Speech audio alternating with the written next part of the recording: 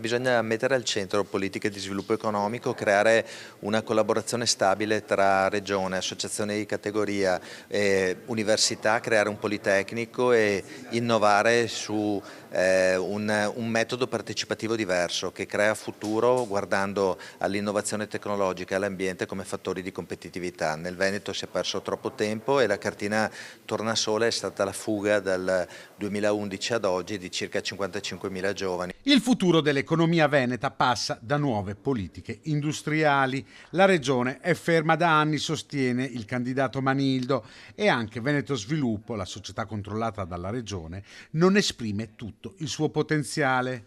Tra le proposte della coalizione di centrosinistra anche l'estensione della ZLS, la zona logistica semplificata.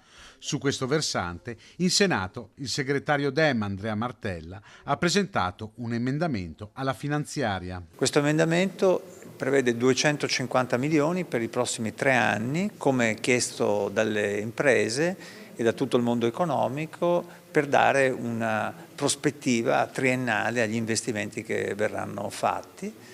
Ci auguriamo che nei prossimi giorni questo emendamento venga preso in considerazione e venga approvato dal governo di centrodestra, che invece per il momento non ha previsto nulla sulla ZLS e che invece è fondamentale per garantire uno sviluppo della ZLS nella nostra regione. La necessità resta fermare l'emorragia di giovani fornendo uno scenario economico e sociale stabile. I giovani vanno dove c'è più possibilità di crescita professionale, dove ci sono salari più alti, dove c'è una possibilità di realizzare una miglior conciliazione tra vita e lavoro. E questo significa che bisogna lavorare su tutti questi fattori. L'ecosistema parte dal fatto che per creare sviluppo è necessario dare delle risposte al problema casa, dell'abitare, al problema delle infrastrutture, della mobilità e al problema di una equa retribuzione che possa far fronteggiare il costo della vita sempre in aumento.